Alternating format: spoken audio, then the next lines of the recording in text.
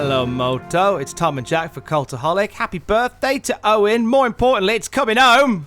It's coming home, Tom. Coming home. Tom, honestly, right, yesterday, I was just so... I fell asleep at about 10 p.m, but not like accidentally. I was just ready for bed. I was drained. Oh, my word. It was quite a day, but I have the door on the latch and the key in the pot for when football comes home, just in case I'm out when football comes home. Yes. Hashtag it's coming home in the comments below. Or maybe some comments about how football's crap. That's fine as well. Anyway, here is your wrestling news. We have an update on an NXT star after a knockout on last night's show. Plus also, last night on NXT, we had a brand new champion crowned, and a SmackDown star is getting a bizarre new gimmick. At least we think so. We'll get to it in a bit. So quite a scary moment from last night's episode of SmackDown. It was Xia Li teaming with Boa. First time Boa's been back in a ring in quite some time, facing Mercedes Martinez and Jake Atlas. And we had it come down to Xia Li and Mercedes Martinez. Martinez gets whacked with a spinning heel kick. And the moment that heel kick landed from Xia Li, we knew that something wasn't right. Mercedes Martinez slumped to the floor in a very concerning manner. Didn't get her shoulders down for the pin. Just seemed very much out of sorts. They end up moving the camera away. The referee throws up the X, and the bell sounds, and the match gets ended there and then. So a very scary moment from last night's NXT. Sean Ross Sapp has given us an update, though, hasn't he, Jack? Yes, he said Mercedes Martinez was checked in the back, and talent/staff were told that she is headed to hospital for further evaluation. So a scary situation, definitely on NXT. Hopefully she's okay. It makes you uncomfortable when you watch how once she's taken the kick and she slowly hits the ground. They try and turn her over. You can see like she's got her shoulder up already, almost like she's kicked out early. But then she just sort of freezes, and then the referee sort of gets her out. So they got things done pretty quickly, and we're going to keep you updated on Mercedes Martinez. Quite a moment from last night's NXT. Amongst all of that, it was a busy night on NXT as well. We saw a brand new champion crown, didn't we, Jack? We did, and it was one of those ones that just came out of nowhere, really. Even when the match was announced, I didn't think it was going to lead to a title change, because it was one of those matches that was announced in the midst of the show itself. It was Isaiah Swerve Scott taking on Bronson Reed for the North American Championship, and basically he challenged Bronson Reed backstage and said, if you're a real champion, you'll fight me tonight. It seemed like one of those mini feuds that only exists to galvanize the champion's reign, but instead we've got a new North American champion.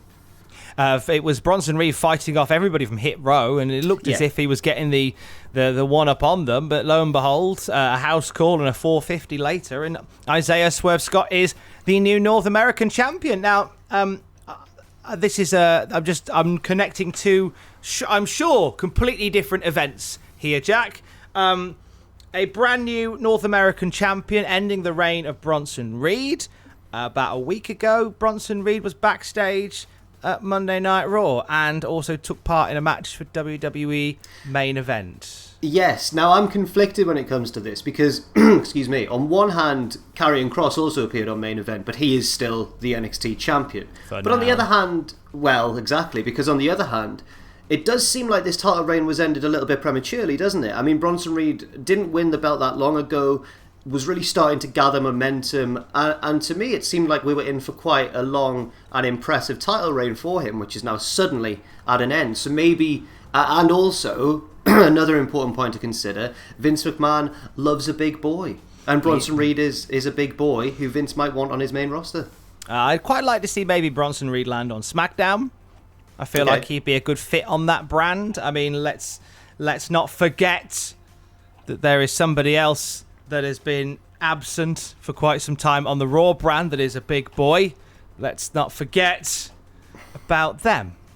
NXT Great American Bash is next week, and there's title matches aplenty. As of last night, we've confirmed the NXT Women's Tag titles will be on the line. Candice LeRae and Indy Hartwell defending against the team of Io Shirai and Zoe Stark. Zoe Stark's really been thrust into the main picture here, teaming with Io Shirai on a regular basis, hasn't she?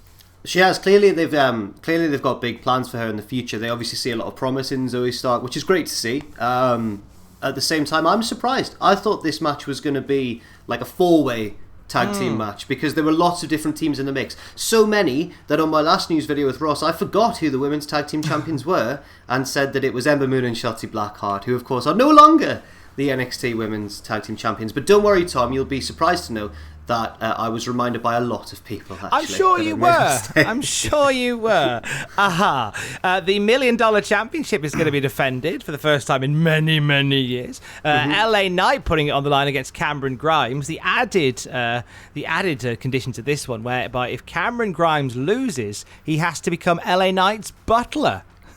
I think that's a bad sign for Cameron Grimes. I think he is too funny in those sort of vignettes and segments not to lose this match and become LA Knight's butler for a time, at least for a time. It's going to be bad for Cameron Grimes, but I think great for us watching. So I think we're going to get some really good telly out of that. And also, with matches that we know already, MSK putting the NXT tag titles on the line against Tommaso Ciampa and Timothy Thatcher. They had a fiery showdown last night in the build-up to that match. Who are you picking on that one?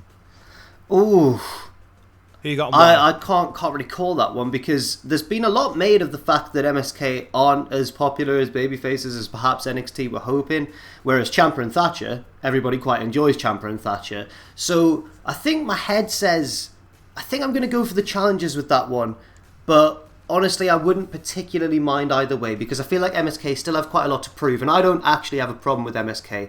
I think that they are thrilling to watch in the ring and just perhaps need a little bit more fine-tuning in the way of their out-of-the-ring stuff, a little bit more to show their personalities and everything.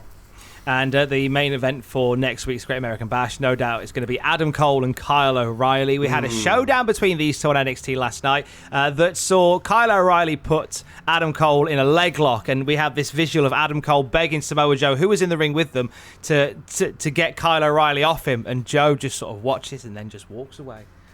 So then Joe eventually sends security to split everybody up. But their potential. I mean, Joe's indicated that he's ready to go for another match to get back in the ring. Joe and Adam Cole down the line. Yeah, I could see that happening. I could especially see that happening if Cole were to lose this match potentially. Even though he's already lost to O'Reilly, he could also lose this one. Blame Samoa Joe for not letting him cheat or whatever. Then they might have a little brawl, and then Adam Cole versus Samoa Joe. However it leads to Adam Cole versus Samoa Joe, that is a feud that I would never ever complain about. So if they get there, I don't really mind how it happens, to be honest. Let's talk about a guy finally that people do like to complain about. Baron Corbin is our final story of the day, where it looks as if we could be getting a name change or a gimmick change for now the former King Corbin. What's the story here, Jack? Okay, first of all, I have no issues with Baron Corbin the man. Baron Corbin the character, I do not enjoy watching, but Baron Corbin the wrestler, he just does what's asked of him. He's very consistent. I have no problems with Baron Corbin, and I worry for him because heel by nature have reported that WWE have filed to trademark the term Happy Corbin. Tom, what's that then? What's this about then? What's this? Whether or not he's going to be upset with no longer being the king and he's going to try out different names that aren't Baron. Happy I mean, Corbin. I get it, because especially after he lost this match to Shinsuke and lost the crown, we saw him looking really, really sad, didn't we, backstage on SmackDown? But not in like a tantrumy, heelish sort of way, in more of a sympathetic babyface sort of way, which a lot of people have picked up on and are guessing that maybe WWE are going to turn Corbin face. But if they do so, I'm not sure that calling him Happy Corbin is the way to go. Whether or not they call him Happy Corbin ironically, I don't know. We're going to... Oh, man. Interesting little note about our boy Corbin from Figure 4 Wrestling's We're Alive, Pal. Denise Salcedo, Garrett Gonzalez and Andrew Zarian were chatting about him last night. And Andrew Zarian says, Baron Corbin is beloved within WWE. You'll be surprised to hear. Maybe not by the fans, but I can tell you, says Andrew, from a former writer one time told me, he is one of the most pleasant people to work with because he will not be combative and he works with you on stuff. And us as fans, we look at this and we're like, another Baron Corbin match. But his heat was so negative, where it is now, it's turned into sort of normal heat in a weird way. So he's kind of turned people around a little bit on him. But the big thing is, the reason we see so much of our boy Corbin is simply because he's easy to work with backstage and he's a big boy. He's good at his job. It's just a shame the way he's booked a lot of the time. But I can totally understand, because if you're a babyface and you want to beat someone who the fans hate, and it makes you look popular by comparison, Baron Corbin's the perfect guy for that role, especially with the return of live crowds coming up. So, I can understand that. I just fear for him a little bit. Silly names. There's sometimes stories like these happen where we hear about Shorty G being trademarked, or we hear about rumours of Piper Niven being called Dewdrop, and you think, how is this going to help them? If WWE aren't going to take them seriously, then how are we going to take them seriously? And it might be a bit too early. Maybe Happy Corbin's going to be just the gimmick of the century, but it doesn't fill me with confidence right now, Tom. Well, we know more, of course. You'll know more at cultaholic.com. Hey, look, I feel like I did him a bit of a disservice at the start of the news. So genuinely, a happy birthday to Owen. Oh yeah, editor 100%. Owen. He's a grafter at our place, and I hope what's he doing today? Do you know? I know you're not his keeper, but I just wondered whether you knew how he was celebrating his birthday. No, he's got a week off, so he's having a great time. It's actually Andrew editing this video, so fair play, Owen. Is Andrew back? When did Andrew's that happen? back. When did that happen? I thought you said all those bad things. Oh wait, no, that's Pacitti. No, it turns out I feel so stupid, but if you review the footage closely, you'll see that it was actually Adam Pacitti. But it could have fooled anyone. Depth perception. He looks much smaller further away. Yeah. Right. It happens. Anyway, well, thanks, Andrew, and happy birthday, Owen. Stay safe. Love you. Bye.